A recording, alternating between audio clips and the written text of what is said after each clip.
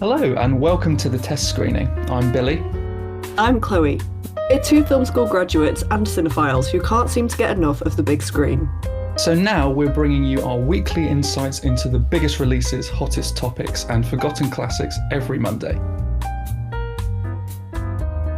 Hello and welcome back to the test screening. My name is Chloe. And my name's Billy. I'm going to go back and talk a little bit about the BAFTAs before we get into our reviews because they are literally a day away and I want your predictions. I want, right on the money. We'll put money on it. We won't put money on it. What do you think? We gamble our entire paychecks away. Yes. As minimal as those paychecks are. Yes. So I think best film, I would love for it to go to Everything Everywhere All at Once. And I do think there is a chance, admittedly maybe a small chance of that happening. I would be happy with Tar getting it.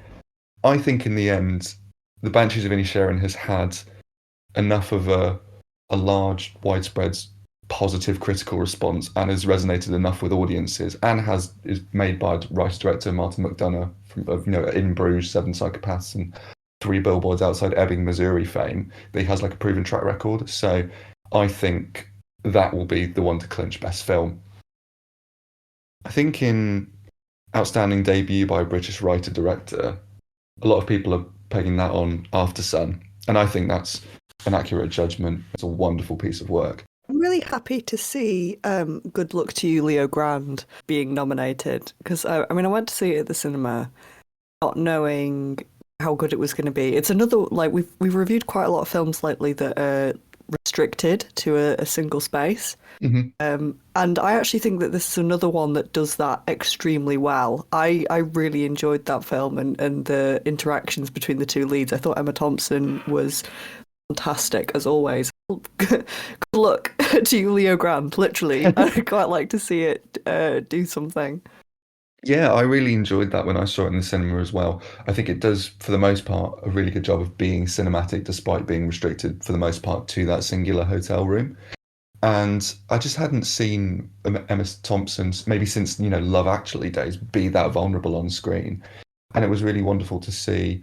I think just in general, the past few years, with the advent of shows like Sex Education, we're seeing a lot more open, sexually positive conversations socially and in cinema. And it was really wonderful to see, a star like that and a story like that when there's such an emphasis on sexual and body positivity. And it was just really heartwarming, but not in an overly sentimental or saccharine way. Yeah, I really enjoyed Leo Grande. What about your documentary picks? Because we're reviewing a few documentaries on this episode today. Yes, we are. It's quite a documentary-heavy episode today. Well, two of our reviews are of nominees, All That Breathes and Fire of Love, as well as Moon Age Daydream, All the Beauty and the Bloodshed, which we reviewed on a previous episode, and Navalny. I haven't seen Navalny. I've seen the other four. Navalny can be caught on BBC iPlayer at the moment, so I'll be viewing that at some point soon. Of all of those, Moon Age Daydream is by far my personal favourite. I'm not sure it's had quite the festival love, or maybe the audience response that would maybe take it to being a winner. And it also doesn't really adhere to the traditional documentary format, especially when it comes to relating an artist's life. It's very kind of experiential and abstract, and it's not strictly interview based and chronologically going through his life. And that may have, I don't know, rubbed some people the wrong way, or people may not have taken to that. All That Breathes has had a really solid festival run, and with its release on Sky Documentaries, it had a very limited theatrical release over here and wider distribution in other countries around the world. With its release on Sky, I think it's reaching even more of an audience now, and it's getting great reviews from publications like The Guardian, and it's a really terrific documentary. We'll be getting into All That Breathes in more detail a little bit later.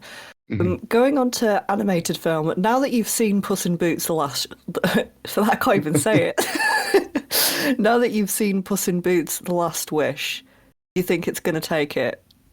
No, I think this is, as much as I do like it, I think it's Pinocchio all the way, and I think that will carry on to the Oscars, and I think that's the right decision. I think it's just mesmerizingly beautiful, really ambitious and mature in its thematic explorations of death and fascism and family and, starting life anew after experiencing trauma.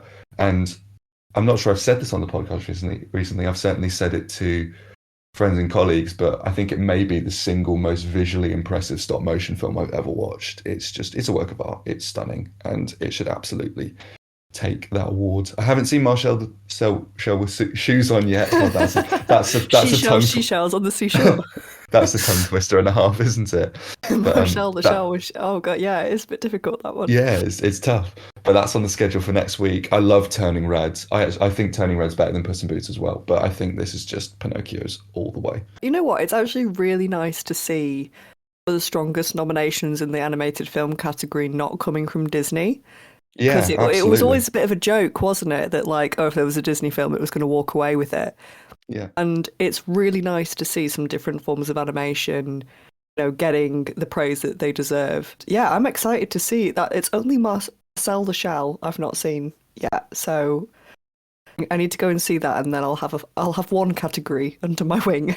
Yes. Yes, I'm very excited for that one. I think with the way it's fusing mockumentary and kind of cutesy, very heartwarming animation, I think it's going to be a good one. It's going to be a good one. Last thing about the BAFTAs, I'm really excited about who's going to be hosting it this year. We've Hmm. got Richard E. Grant and Alison Hammond, and what a duo! I'm excited already. I think they're going to kill Yeah. it. I think it's going to be such an entertaining show. Mm. I'm No. a fan of both of them. Richard E. Grant, especially, I think he's been somewhat slept upon as an actor for a long time until people are like, oh my God, he's done all of these incredible roles.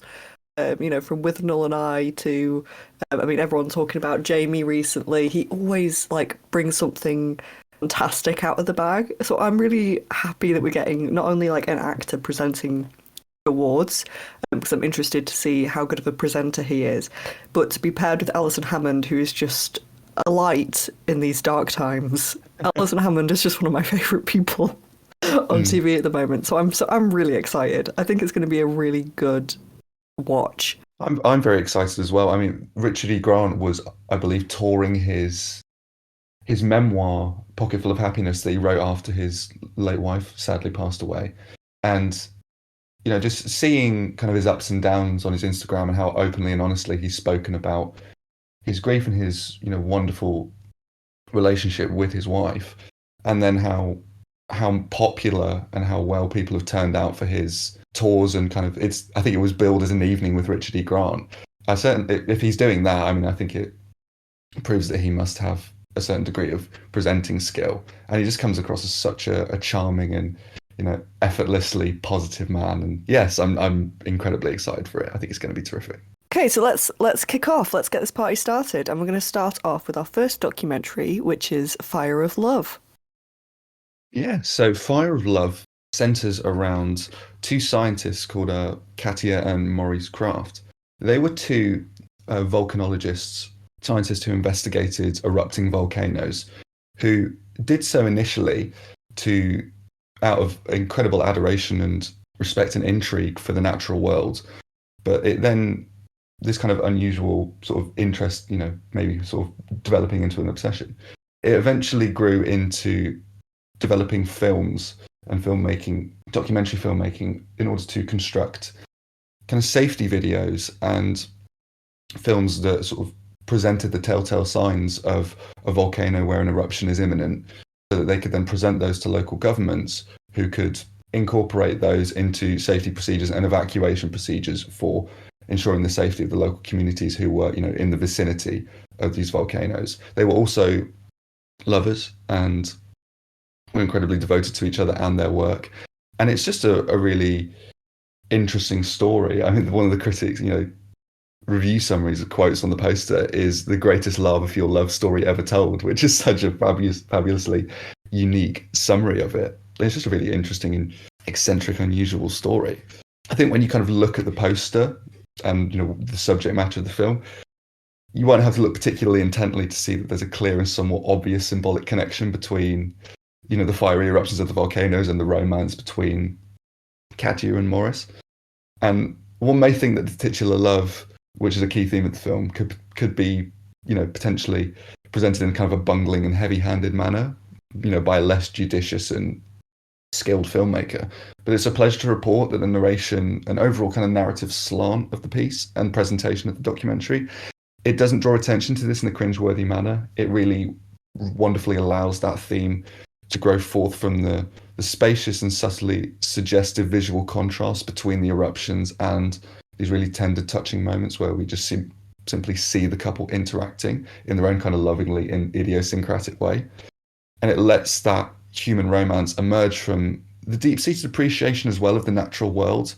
It doesn't romanticize the eruptions as well to the point where it kind of idealistically loses touch with the danger of those scenarios too, and also the very real humanitarian impact of the couple's work. It's not just about kind of two eccentric people who, frolicked through a bunch of dangerous environments and, did their own thing.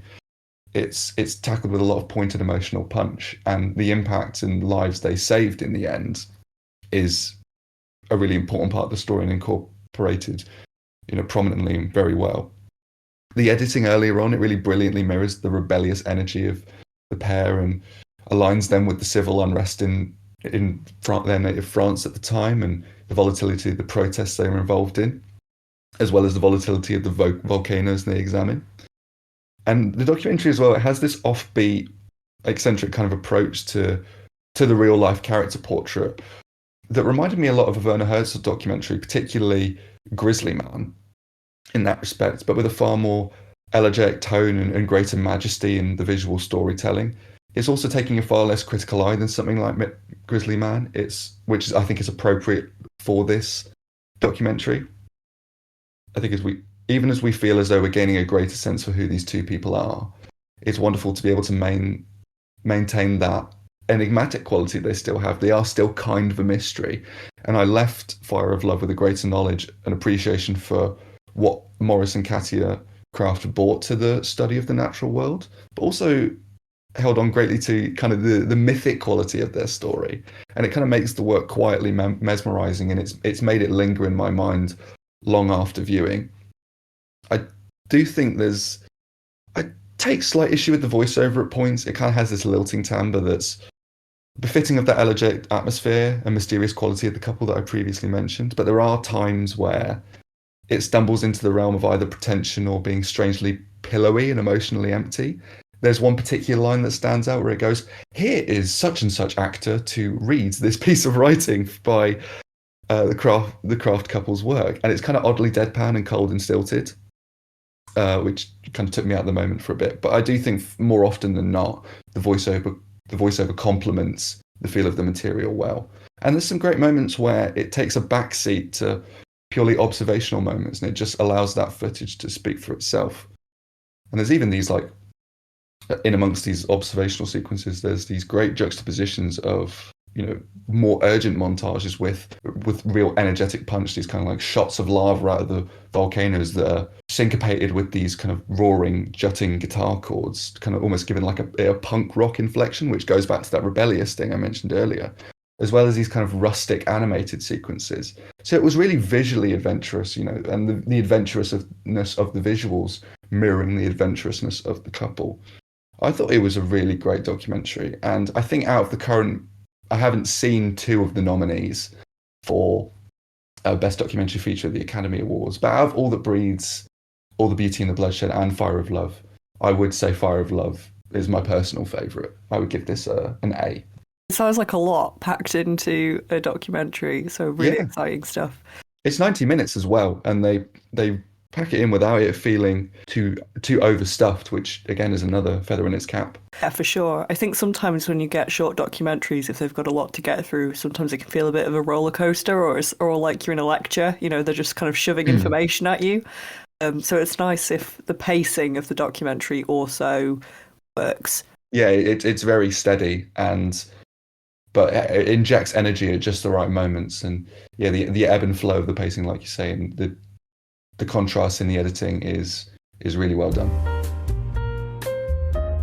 From one documentary to another, The Territory. So The Territory. So this is, Darren Aronofsky's having quite the year. He's not credited as an exec or director on this doc, but his production company Protozoa is backing it, and on the talk show circuit, he has been promoting it as well as the whale.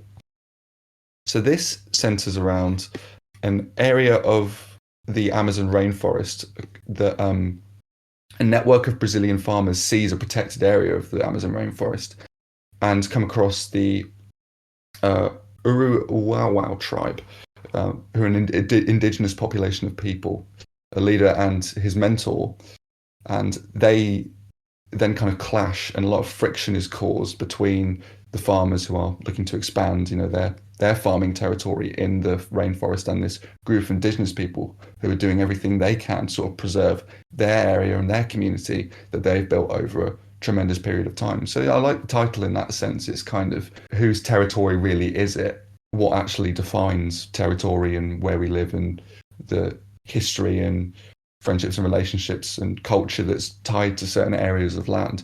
You also get the Brazilian government who are trying to deforest the Amazon rainforest as well, an ongoing issue for decades.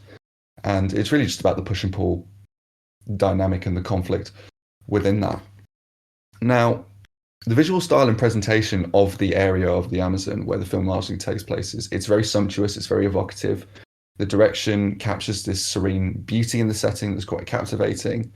The jungles and tribes people are bathed in this warm, resonant, glowing light. It's very inviting, and it kind of pulls you into that location and gives it a sense of place. And you get a rich sense of the environment around you. It paints the locals in this kind of glistening outline. The way it's reminded me of Brian De Palma's Carrie, how that film's cast in this hazy, perpetual gleam. It kind of has a little bit of that, not a tremendous amount, but that's just kind of where my head went. And in a good sense, it's certainly a very nice visual characteristic that the territory has. And of course, in this work, it's far richer and far more lavish, and it has an organic feel that's befitting of the natural setting. The camera's often positioned quite very tightly to the locals in the environments in the village. It often shoots them to appear almost enveloped in the locations, kind of small within these vast jungle spaces and rainforest spaces, enhanced by the impressive cinematic quality of the widescreen, 239 cinematography. And that display of awe in the natural world, but also the bonds that they have with the space, is initially compelling. It makes you feel a part of that world and helps you pull you into their sort of situation and their fight to a great degree, and allows you to invest in kind of the opening stages in that struggle that they're facing. The tone's reflective of that deep and passionate reverence that they have for the area of the Amazon. It also has a visual grandiosity about it, but the direction's well judged in how observational it remains. It's more involved in a fly-on-the-wall, completely observational documentary like, say, Honeyland, for example. But the camera remains close to the actions and the interactions. It gives voices to the issues. It gives the voice of the issues over to the subjects with kind of minimal interference from the crew. And it takes on a more handheld flair at some points, which adds a raw kind of thriller edge at points, which is solid and well incorporated. There is a slightly jarring sequence where the locals use a drone to give us a view of their surroundings.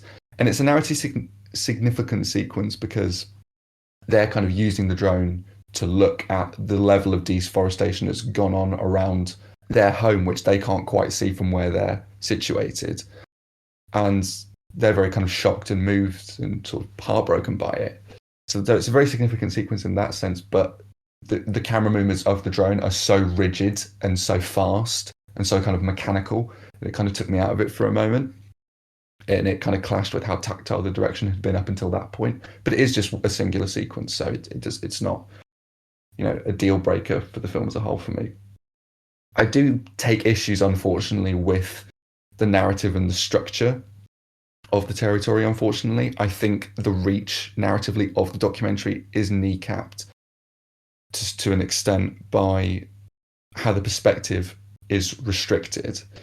And I think the examination of the central issue is fairly one note.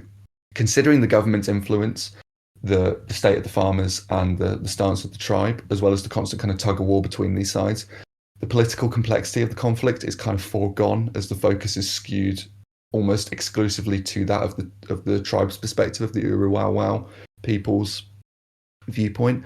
And part of me can understand the desire to greatly accentuate, the voice of a marginalized indigenous people who are being loomed over by this overbearing bureaucratic presence, but it doesn't end up making for the most thematically engrossing and layered story. And by the end of the film's fairly scant 80-minute runtime, I was kind of fairly jaded by the frequent repetition of the same message about the government's lack of appreciation for their home and community, without much effort to expand upon it. That's obviously incredibly valid, and I'm glad that the territory exists to prove that point and to give a voice to that issue. But I don't think it says a whole lot more than that in what is a situation that clearly has a lot more nuance than the film is portraying. And I think expanding upon that would have made it more compelling and would have caused it to linger in my memory a lot more. I think there is a hint of that complexity in some of the testimony from the Brazilian farmers and kind of their view of the government and their view of the tribe. But from what I remember is relegated to maybe one or two sequences, which I think is a shame. It signaled kind of a missed opportunity to me. I guess that's the difference between kind of documentary coverage and news coverage. Because with documentaries, especially ones like this, where you kind of choose a perspective and you stay with a group of people, you really want to get their viewpoint across and their experiences. And I guess with a runtime so small, you think that maybe adding more voices to that argument could have made the film messy or made it a bit more convoluted Perhaps. and not as strong. Mm-hmm. Yeah, I think that's valid. But I do think that if they wanted to go, well, which they did, if they wanted to go down the route of giving the voice more over to the Uriel Wow Wow, then I feel like what would have improved that story and improved my investment in their community even more was to go much more extensive with the development of the tribe's history, of their culture, the past details and escalation of their fight, the growth of their way of life, the expansion of their home, and the inner workings of their community. And for me, that was kind of lacking here. But I do think this is solid overall. It's very well made, and it clearly has a very pertinent and relevant message for right now about marginalized indigenous people and preserving the natural world and preserving the homes of these people, and not displacing them. So I think it's good and wonderful that it exists and that is being said here. I don't think it reached into greatness in quite the way I wanted it to. So is the territory out in cinemas now? It's on streaming. It's on Disney Plus. You can watch it right now, as you can with Fire of Love. And you could also do that with our next review. So, You know what? I'm gonna intro this one because it's one I've actually watched, Billy, and I'm actually so proud of myself that I'm able to engage. We can actually have a conversation about this one. I'm really excited to have a conversation about it because I really enjoyed it as well. So this is The Bear, which you can watch on Disney Plus. It's a mini-series, although I think there are plans for it to become more than a mini-series. Jeremy Allen White's character, Carmen, he is a top-level chef who has recently moved back to Chicago to take on his brother's failing diner after his brother committed suicide. And he is stuck with all of the employees that currently work at the diner, and he's trying to kind of impose his high dining ways upon them with varying degrees of success. And the show is kind of each episode about their developing relationships, especially with his cousin, and the rest of the family that have kind of fallen apart since the death of Carmen's brother. What were your first impressions of the show from episode 1? Well, going into The Bear, there's an obvious comparison here with Boiling Point. You can't really get around it. The one-take 90-minute British drama with Stephen Graham around, the tension that arises in a kitchen on a bad night of service. Because of that, and having not been particularly blown away by Boiling Point, I felt it kind of narratively bottomed out at the end. I wasn't exactly clambering to get back in kind of the pressure cooker, pun intended, environment of a kitchen with like uncut gems levels of tension.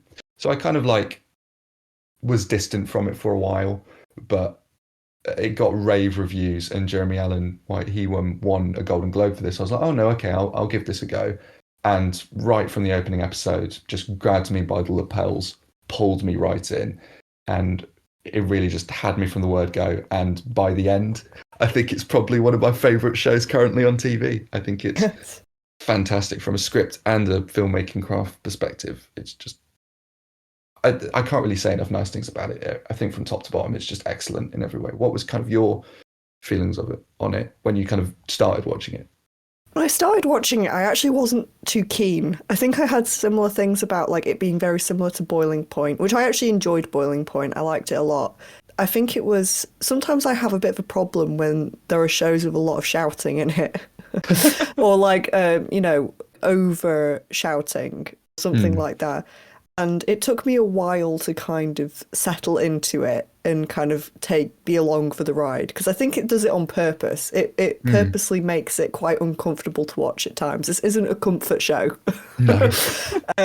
So I think the first episode I was almost like, oh my God, I'm not quite sure if I'm going to be able to because some people were saying that this is a great one to binge and I was like, seriously, you can put up with this for like Yeah.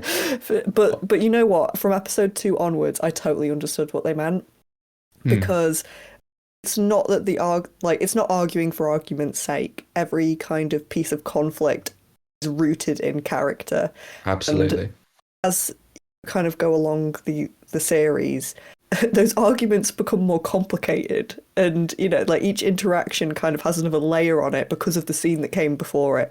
So you kind of know that everybody's interaction with each other is so much more complicated than the last time they were all screaming at each other. Yeah. That's what makes it so interesting. So you kind of have like in the first episode, it might just be that something's gone wrong and Carmen's shouting at everybody for their uncleanliness, but then you have a conversation with Sydney, who's this she's like almost like an intern, so she's really a protege of Carmen. She went to his restaurant, liked his food, and wants to learn to cook to the standards that he can. And she's kind of befuddled as to why he's wasting his time in this place. She's also very business minded and she's come up with all of these ideas.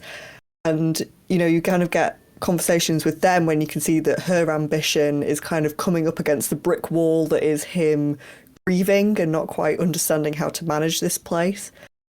And then all of a sudden they're in the kitchen and there's this argument going on and you're on both sides because you can see it, but like as the series progresses you're like, oh, this is all of a sudden more complicated because we know what she's up against and we know what she's Yeah. trying to do and we also know why he is blocking her or why he is being a bit of an asshole to her Mm. for want of a better word. The performances are this is one of your favourite shows on TV at the moment. I would agree with you solely on performances alone. I think this is an exceptional cast, exceptional young cast, and it's great to see some new faces as well. Also, I missed this when I was watching it. Molly Ringwald is in it. Where? She's What? in the AL meeting. Is she? Oh my God. I had no idea. I'm gonna have to I go back just and saw her on the find her thing. now. I was like, oh my God, Molly Ringwald is in the back. She is, and That's so she cool. she delivers a brilliant monologue actually because I was like looking back on that bit and yeah, Molly Ringwald, who would have thunk? Yeah, great that she's still doing work. I think just on your point of, the subtext, for me, that is one of the greatest successes of the show. When Carmen and his cousin are, giving really, really going for it and giving each other this relentless barrage of verbal insults. It's just because of the examination of the familial situation that's in the background of that outside of the kitchen, you understand that they're not really screaming at each other because they've plated the food up wrong. There's kind of deep-seated grief and repression and regret and guilt that's all kind of falling into this melting pot of financial stress but also emotional strain in the kitchen. And for me, the way that the bear uses the friction development and shifting dynamics of a restaurant team to then mirror that same growth and turbulence in a grieving family unit in the wake of the brother's suicide is incredibly sophisticated, and the way they inform each other for me is like really, really smart and compelling writing. And the interplay between the different members of the team and how they learn to respect each other and learn from each other in terms of in terms of personality and the way they speak to each other, but also the different culinary things they can bring to the kitchen as well, and how they discover their own passions within the kitchen. There's the chef who finds out he's really good at patisserie and pastry and desserts, and how he has kind of his more delicate, softer personality is really geared towards that again, that more dainty style of cooking. The episode where, the shit's hitting the fan and everything's Oh yeah. going wrong and he's just making donuts in the corner. I was like, what are you doing? I was so like, I mean, again, this is why the show works so much, because I could understand why he was doing it and how he wanted it to be perfect and he wants to be more than what people think that he can be. And then but then like everything else is falling apart around him and he's behind, and I was so frustrated with him. It was like, you just feel something in your chest where you're like, why? No, no, no, no, no. Yeah, and I think that's also part of because to he doesn't want to buy into and get involved in the abuse that's going on in the main part of the kitchen. I think, because he is kind of a more sensitive soul, he wants to kind of be removed from that. And I think doing the donuts and the pastries, like, kind of, it allows him to have a bit of a safe haven within the kitchen as well. Just the psychology of the team is so fascinating, and it's so, the shifting power dynamics as well is so well written. And it's not, I mean, the writing is so sharp, just the dialogue is just, it's so humorously vicious and has this really caustic wit. It gives the verbal takedowns in succession a run for their money, and that takes some doing. But the brashness of the characters and the rapid fire rhythm of the insults, even though that's relentlessly entertaining and blood pumping, it doesn't supersede that real deep emotional core that the show has. And again, something that's really refreshing about The Bear, and I realized this when I was talking to my housemate the other day and describing the premise of the show to him. With the prodigal son returning and, bringing his skills from another world to try and, bring up and grow this failing restaurant. It is kind of like quite I don't want to say cliche, but it's a tried and tested plot machination. And yet, and also, the tortured genius, he's so intelligent with his culinary skill, and yet he's just racked with trauma and insecurities. And I've noticed this in several reviews, people seem to be highlighting the fact that it subverts that tortured genius trope, because Carmen, he is racked with regret and guilt that often comes out in ways in the kitchen that are really unhealthy.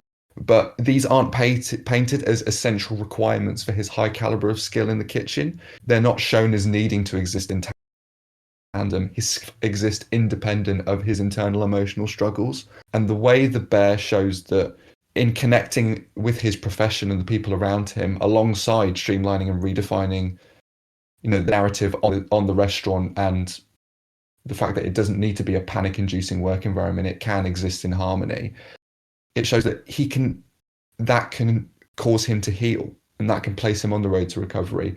And that, in the end, made where the story ended up at the end of the season incredibly moving for me. It has an absolute, obviously no spoilers, but it has an absolutely barnstorming final montage. And the last shot is just perfect and just absolutely melted my heart, and just meant they have commissioned it for season 2, and I absolutely cannot wait. I'm kind of on the fence about a season 2. I think it's just, I don't know. I think it's just so tight. And like all of the character development that you go through in this season, which is really a feat considering, the episodes are only like 20 minutes long and there's not that many of them, but the amount of like depth that they go into with these characters, especially the cousin character, I was, you start hating him, and then by the end of the series, you really are on side with him. And I just thought with the time that they had to pull off some kind of character development like that is no mean feat. And I thought the same for most of the characters. I felt like they all had complete arcs in the time that they had. And you're right, that like ending montage in that last scene is so good. I just don't know if we need another season. I mean, I know that they're going to give us one whether we want it or not. But in my mind, I'm like, this is a really solid piece of television. This is a really solid miniseries. I hope that if when they do continue it, that they keep it as intelligent as it was the first time round, and they don't just, roll out seasons for the sake of it.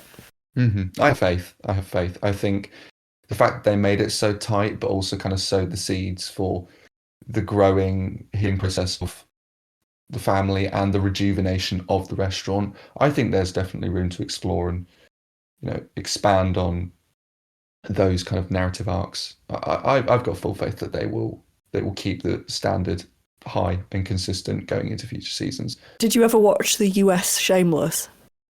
No, he was in there. I knew he was in this. Yeah, I mean, it was my friend Joanna who kind of introduced me to Shameless, the US version. My parents used to watch the UK version, but I never really got into that. But Jeremy Allen White is kind of from that series, and I must say he's really becoming one to watch for me. I think as the more I see of him, the more I like him as an actor. I think he's just got something about him, like he's got an energy and a groundedness that not a lot of actors can pull off in this kind of space. I think he just seems to he understands the assignment. It's just his line delivery as well. Like so, you totally engrossed in it. I guess that's one of the problems I had with Boiling Point is that some of the character moments in Boiling Point did pull me out of it because it felt like a play or it felt actorly. You don't get this problem with The Bear, and I think Jeremy Allen White kind of sets the tone of that with all of the performances and all the interactions with the other characters. I think he just set the tone and the others kind of follow his lead, and that's why it works so cohesively. Yeah, absolutely. I think he has a real, in how exasperated and kind of weary he is and worn down he is. He has this everyman about him, but he also has this incredible magnetic star presence to him. I think he's a standout here, and I'll certainly be keenly following his work from this point out. So another cameo. Did you notice Joel McHale from Community? No, I'm missing all these cameos. Where? He was the chef giving him insults. Oh no, of course I did. Yes, I remember now. He was great. I got such a kick out of that when he turned up. And he did that. And of course his character in Community and his performance in that, it just means that he can do that very small role so well. I was just like, why are you here for this like tiny thing? I was sure that he was going to come back at some point. I was like, no, it's not. He's literally here for 5 seconds, but it was a good 5 seconds. It was a great 5 seconds. The Bear has the best use of dissolves I can remember seeing in a long time. Kind of you get directly in the middle of these heightened stress-inducing, rapidly edited sequences, although not so rapidly edited that you never lose track of the geography of the argument or the intensity of the scene. You get these spotless, intricate, really tranquil montages and kind of dissolves of in the moments where the tension melts away and they're focusing in on the finesse and the constructing of the cuisine on the plate. The dissolves just perfectly show this kind of level of craft and skill and the artistry in putting the food on that plate, and it just they softly fly in and layer over the different shots, and it so fantastically conveys the kind of the momentary kind of oasis of peace in the middle of this just volatile environment. And yeah, it was just a really great craft point that I just really loved in terms of just, and when they noted and knowing when to include an episode that's kind of calmer and more dialogue driven, and also having these ones that are just all out fights and aggression throughout most of the episode. Editing and script wise, The Bear has rhythm and pacing for days. It's just, so well constructed from that perspective as well. As someone who's worked in a pot wash and as a waiter, show gets it. Like it do be like that sometimes, and I think it's like that one thing that I was really quite happy to see was not happy to see, but it kind of reflected what I knew of working in a kitchen. It's just the mess and the grease and the feeling of filth all the time, even though obviously you're preparing food and it has to be like super hygienic and you've got to get it out. When you're working in an environment like that, you never feel clean. It's just something that never happens. And I think that the texture and the the griminess No, you felt it. You felt like it put me back. I was like, oh, Mm, I can actually like feel this environment around me. yeah. Yeah, no, totally. That really searing color palette, and you can almost feel the heat and the sweat dripping off their brows. Like I had that in my notes as well. Just you you you palpably feel the environment the environment of the kitchen and the timbre of that kitchen. Is it filmed on film? I'm not sure, but Because it it you has a know texture. It does have a texture to it that I noticed. Like it has a sharpness to it.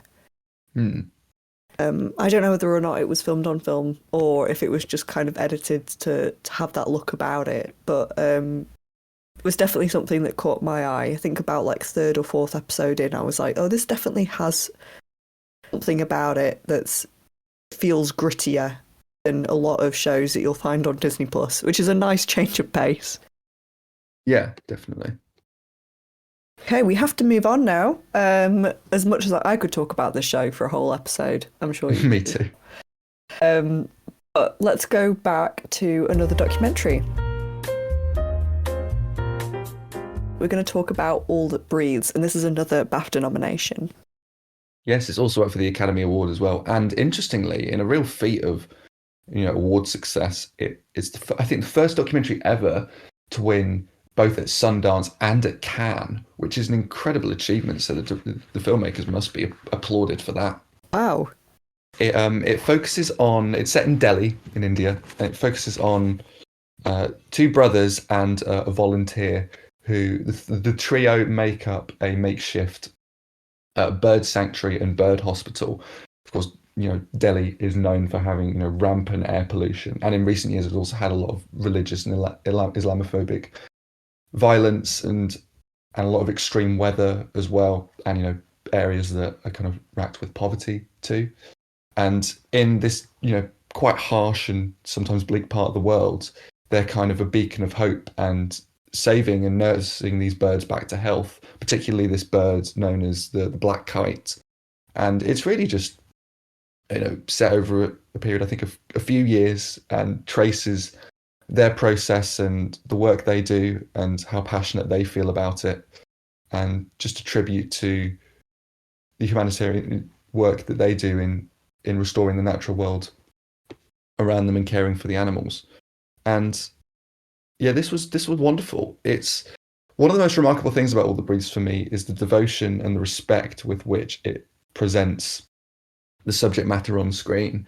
The direction's passive, but not in the sense that it's disengaged from the story, more that it refrains from infringing upon the events taking place on screen. It absolutely lets the adoration the brothers have for the wildlife and the work they do speak for itself, which in part also works due to the team being so forthright in how they talk about, describe their lives and their work. It's also very non-judgmental, the film. It beautifully captures their affection for the birds and the desire to help them, but it also doesn't shy away from the fact that their often unwavering focus can lead them to lose sight of their personal time with their families on occasion, leading to them being slightly inattentive or causing financial difficulties due to the lack of money that this work brings in. That they're not doing it for financial gain at all.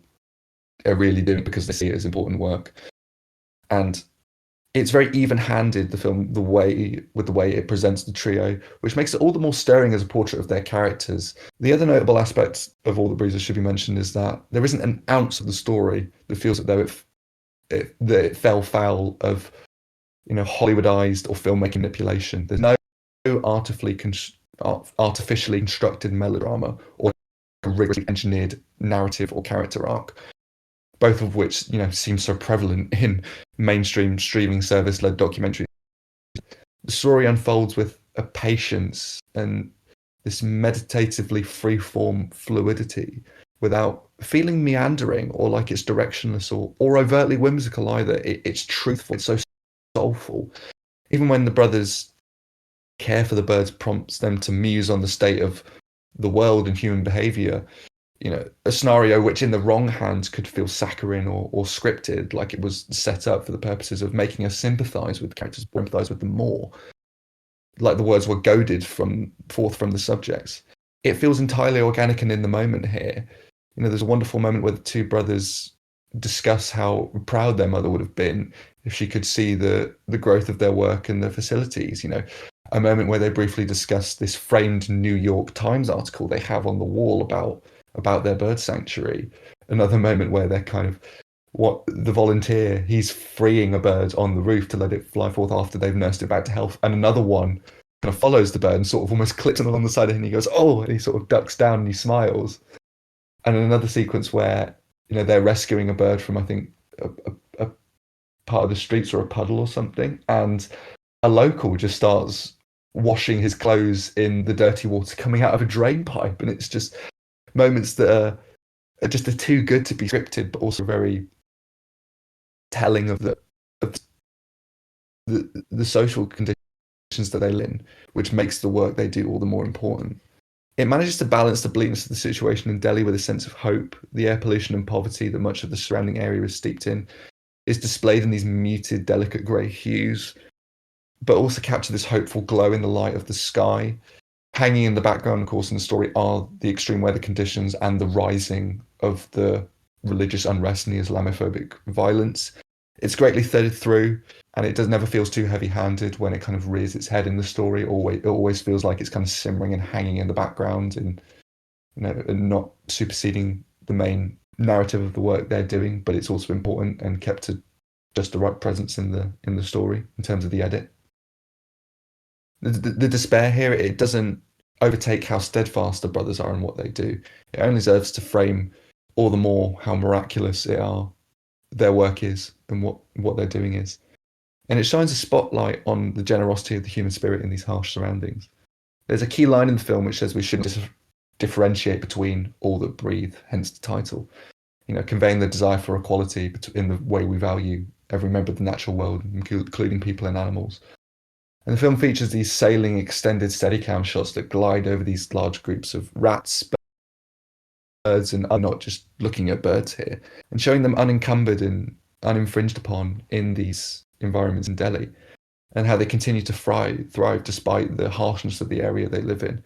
And to put such an intent focus on the animals here for entire sequences, and for them to be given the same treatment with the cinematography as the humans are, it visually mirrors that fairness and tolerance and love that they should be all afforded, and that equality that the film and the people so desire. It just perfectly visually ties together the story and the subtext of the film. I thought this was wonderful as well, whilst I would still say I prefer Fire of Love more. I do think this is another really strong addition to the BAFTA and Oscar categories for documentary. I gave this an A- at the time, but the more I talk about it, the more I feel like it's probably deserving of an A. And yes, I would highly recommend this documentary as well. Again, you can find it on Sky Documentaries on demand. There's a lot of documentaries at the moment that are about the natural world and about our environment. I think it's, that there seems to be a real push to kind of show it in a light where, that we talk about the personal impact of climate change and things like that instead of kind of looking at an overview. Because I think sometimes it can be hard to care about the entirety of the world when you've got your own stuff going on in the environment and things. And I think what these documentaries all do really well is kind of focusing on the individual story and the individual journey and their love of the natural world, and it kind of brings the audience into it. It forces you to care. So much streaming this week. So much streaming. I feel like we should do this again, though. I quite enjoyed going through some of the streaming stuff. Yeah, absolutely, because streaming is such a prevalent part of our cinema going diet at the moment that it's important to highlight what's being released there as well as what's coming on in the cinema. So definitely, we'll include Watch some me more of that in the find future. the cringiest, teeny boppiest Netflix series to put in front of you. Force me to review Wednesday. Oh, you know what? That would actually be a good time for me. Maybe we can work it in. Our next film, we're moving away from documentaries now. We're going to talk about Eiffel, which is about the man who came up with the Eiffel Tower. And I personally think that there should be a sequel about the man who came up with the Blackpool Tower. I think we're long overdue a film about the man who created the Blackpool Tower. Absolutely. Saying, just putting it out there. In, yeah, important cultural landmark. Let's pitch it. Let's pitch it. Let's pitch it. I'm gonna make And it happen. Anyway, sorry, Eiffel, yeah, Eiffel. 100%. Talking about the other tower. Let's go. Yeah. So, a historical drama based on the life of Gustave Eiffel, who was commissioned to design something spectacular and indicative of French culture as part of their 1889 Paris World Fair.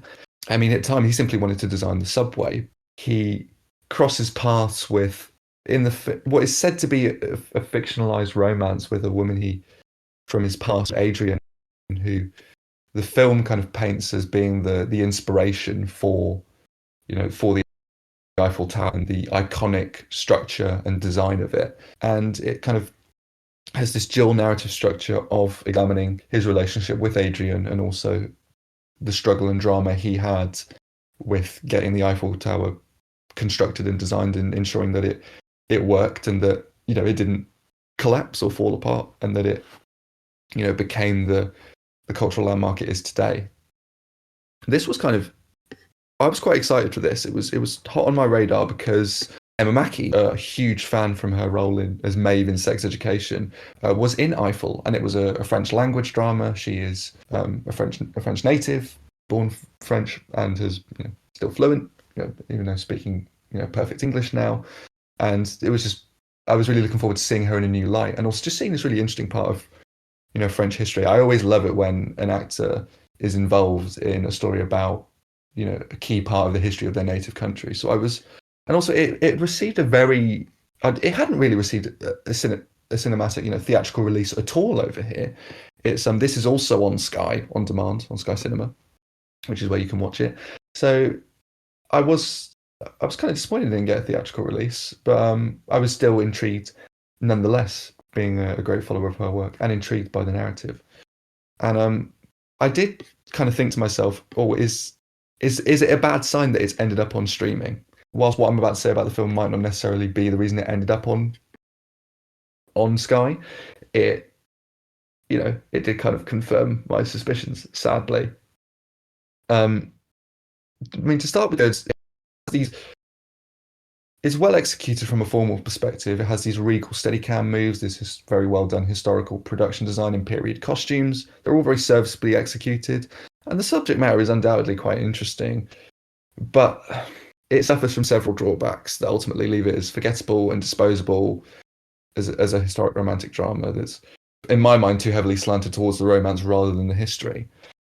Eiffel in general is plagued by a thoroughly uninvolving central character. I think Romain Duris, his performance is solid enough, but the character and acting is so constricted in his efforts to emote that any depth of feeling that may have been caused to pull the viewer into investing in his story is compressed almost to the point of non-existence. There's no range to his character. And this restraint was to me less an indication of a man racked with repression and just rather colourless writing that resulted in a weary protagonist practically devoid of defining emotional characteristics. He's difficult to read, and not in an enigmatically compelling fashion, but in a matter more akin to, I think, narrative and performance obtusiveness. The dialogue, I do think it balances astute elegance and of language with dry wits that rolls off the cast with ease and is well written, but it's often reeled off with a focus on brisk momentum rather than an effort to inject dynamics and pacing within the dialogue scenes, which results in a rushed quality that didn't give me the space to read into the character dynamics and delve into any subtextual conflicts that I wanted to. Not that there's actually much to grasp onto there anyway. The issue here is further exacerbated by the editing that's equally hurried, with a muddled sense of how long to hold on shots for, often holding for slightly too long on a close-up before or cutting back out to a wide angle too soon. And it just leaves the dialogue scenes feeling malformed and mismatched, and it clunkily punches in and out of close-ups and wides that don't always cohere together. It's like, wait, what was the actual intention with that edit? And it just feels as though it scrambles the geography of the sequences and diverts attention in a way that pulls me out of what's going on in the actual particulars of the conversations between the characters. like I said a moment ago, Eiffel takes an unfortunate leaf out of the Empire of Light book of screenwriting and devotes the lion's share of the screen time to the less interesting half of the narrative, this fictionalized romance. And despite a certain degree of magnetism in Romain Duris's and Emma Mackey's chemistry and their connection, from a script perspective, it's one of the blandest on-screen romances in recent memory. There's nothing unique about the development of it, and it just feels perfunctory in the end, and it adds very little to the plot line involving the actual construction of the Eiffel Tower. I wonder And there's why no, they decided to insert a fictionalized romance in there. Was it just, I don't know, like,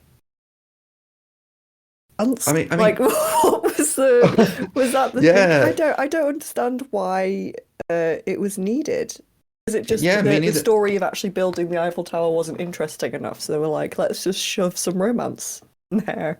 I, I mean, to me, that's what it says. I mean, which seems a shame because I actually think that the drama that is there and the kind of the friction he has coming up against the government and the structural issues with the Eiffel Tower and the budgetary issues and the land that they're constructing it on causing structural issues as well and logistical issues with how the and safety issues with how the builders actually get onto such a big tall structure that could kill them if they fall off. To me, there's so much drama embedded in the construction storyline. It's like, why didn't we focus in on this more? It does, and no real thematic connection is drawn between the romance and the construction of the tower, except for this really heavily cringeworthy link that's kind of dotted on right in the final shot of the film, which I think is a stretch in credibility to say the very least. I was like, oh, come on, you're not seriously going to go there, are you? And it just feels like a really ham-fisted, too little, too late moment of trying to make it all fit together narratively, which just didn't work in my opinion. It smacks as though of the writer and director like they didn't have faith in the audience to invest in the particulars of the construction of a cultural landmark. Where there, for me, it surely is more markedly compelling in terms of drama, and instead they play to the lowest common denominator of a dull love story to pad out the film's 90-minute runtime and garner audience interest. Which is a shame. It feels kind of cynical to view the audience in that way. Just to talk a bit about Queen Miss Mackey. Um, she is the one saving grace here, aside from the technical proficiency of the filmmaking. Her morphing facial expressions, her deeply engrossing eyes, and the pronounced difference in the demeanor of her character in flashbacks and the present timeline. It shows once again how adept a performer she is. She breathes this vivacious, sprightly, almost fiendishly energetic quality, along with a potent sense of longing into the character, which frankly is not served at all by the screenplay. The fact that her character for me is so underwritten, and yet she's able to pull this much emotion out of that character just shows what a fantastic actress she is. And it's a testament to her caliber of acting that she delivers this with so little screenplay substance to work with. And yeah, this was disappointing to me. It's not awful, but it's distinctly average, and I think due to that, just narrative imbalance falls far below where I would have wanted this to go in terms of story and character and theme. I would give this a C. Where can people watch Eiffel if they feel so inclined? It's on Sky Cinema at the moment, so it can be streamed from on demand on anyone's Skybox. Nice one. Right, I think that is everything for this week. What have we It got is. coming up, Billy? Oh yes, we've got. I'm really looking forward to next week. We've got a great lineup next week. So we got Marcel the Shell with Shoes On. Yes. We have Broker, which is from the same writer director as Shoplifters, which was up for the International Foreign Film Oscar a few years ago, which was great. I loved that, so I'm very excited for that. The Sun, which is the new drama from Florian Zeller, who and also the writer from The Father, the Anthony Hopkins dementia-centered drama, which he won a Best Actor Oscar for. This is a new film, The Son, adapted from his kind of trilogy of stage plays, The Son, The Mother, and The Father, Holy Spirit. Which yes, there's this classic joke on the internet. It's like, oh yes, we must wait for the third part of the trilogy, the Holy Ghost. But no, it's just the Father, the Son, and the Mother. So this is the new addition to that trilogy. We have another international feature with nostalgia, and a trans issue focused drama with Joyland as well, which I'm also thoroughly excited for. It's a great lineup, and we're going to be talking about the winners, the BAFTA winners, on Yes. that episode as well, which I'm very excited for. So, thank you for your reviews today, Billy, and remember to join us again next week. Follow us on Instagram for clips, and if you want to see what Billy's watching throughout the week. Thank you for listening, and we'll see you next time. Yes, thank you for listening. Bye. Bye.